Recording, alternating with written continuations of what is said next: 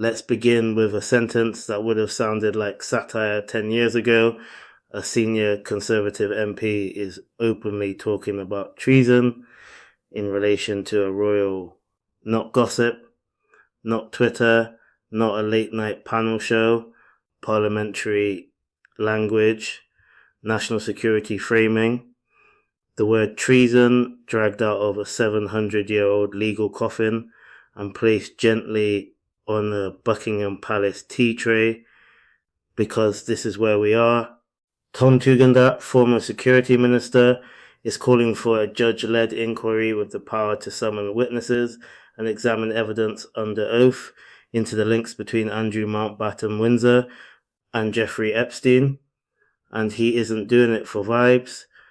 He's doing it because the questions now being asked are no longer about embarrassment. They are about foreign influence, national security, state access, confidential information. And the most dangerous question in British public life: what did the establishment know and when did it know it? The allegation that changed the tone. This is not 2019.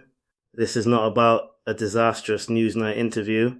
This is about allegations that, while serving as UK trade envoy, Andrew may have shared confidential information with Epstein. Let's slow that down. Trade envoys deal with commercial strategy, state relationships, investment flows, sensitive economic intelligence. That is not dinner party small talk. That is privileged access. And police have already arrested him, questioned him for hours, searched his residence in relation to suspected misconduct in public office. This is no longer a reputational issue. This is a state risk conversation. Why the word treason is being floated. Now, legally, treason in the UK is incredibly narrow. You don't commit treason by being morally grotesque. You commit treason by levying war against the crown, assisting the nation's enemies. That's the actual threshold. So when Tugendhat says Parliament may need to revisit treason laws, he is not saying Andrew has committed treason. He is saying the current legal framework may not even be capable of dealing with modern elite level state risk. That is a different kind of bombshell.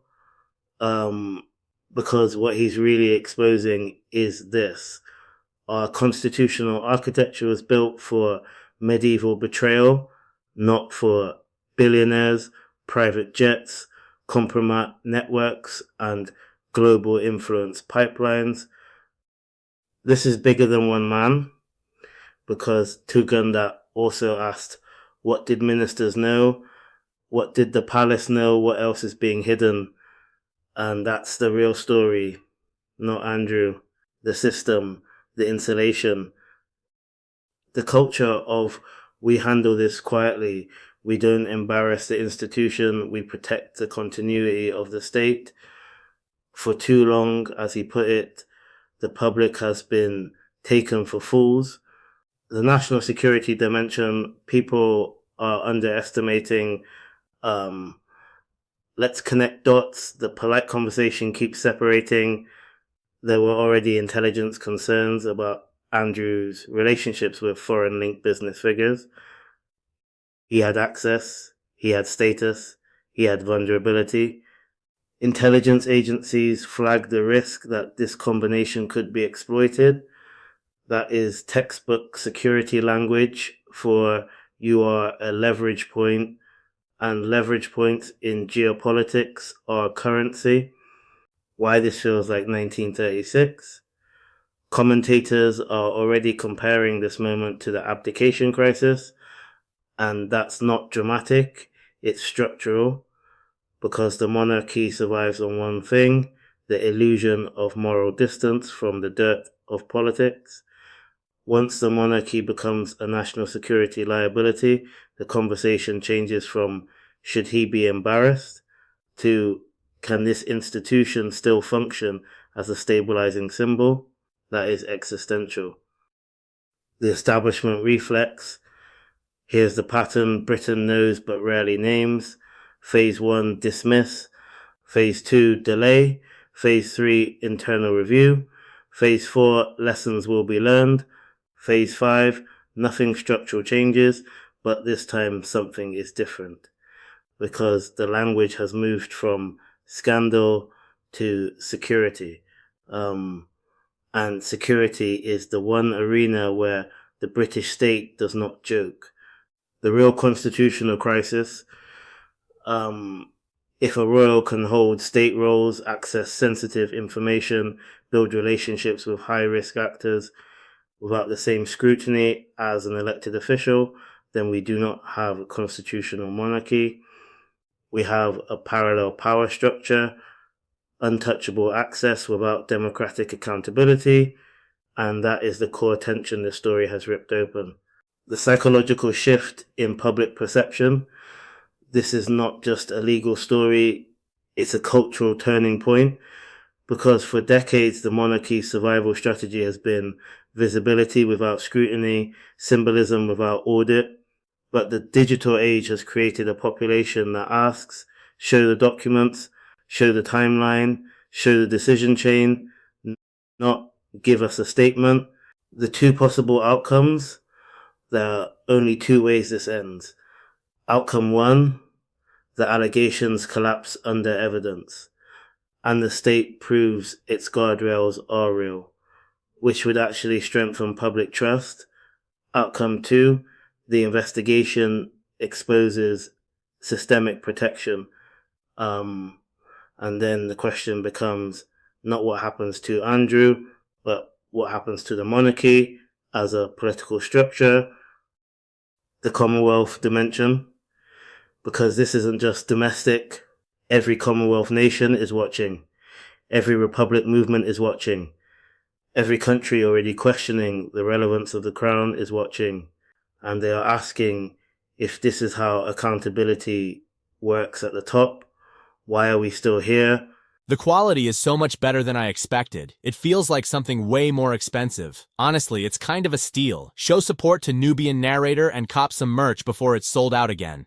The real story is power without risk. This entire crisis is a clash between two systems: hereditary access, democratic accountability, and for the first time in a long time, the second system is knocking loudly on the palace gates. The myth of British exceptionalism.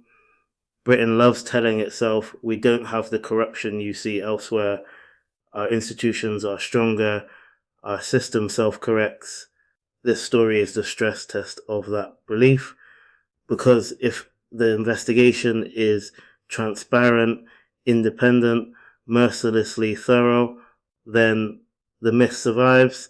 If not, then Britain joins the long list of nations where elite networks quietly protect their own. Why this matters to ordinary people?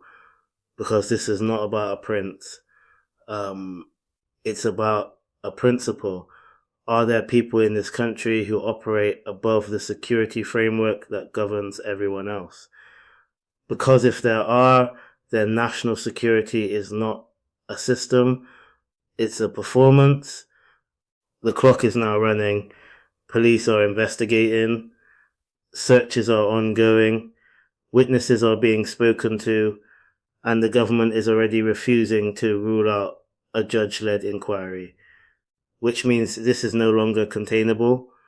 This is the question sitting in the middle of this entire story. Can an unelected hereditary institution exist in a modern national security state without eventually colliding with democratic accountability? Because that, not Andrew, is the real constitutional fault line. This is not tabloid drama. This is not royal gossip. This is the British state being forced to answer a question it has avoided for centuries. Is power in this country subject to scrutiny or protected by tradition? And the answer to that question will determine not just the future of one man, not just the future of one family, but the future credibility of the entire system. The investigation will produce one of two things: evidence or exposure. Either way, the age of automatic deference is over, and for the first time in a very long time, the crown is not the symbol of the state. It is the subject of the audit, not left, not right, just real.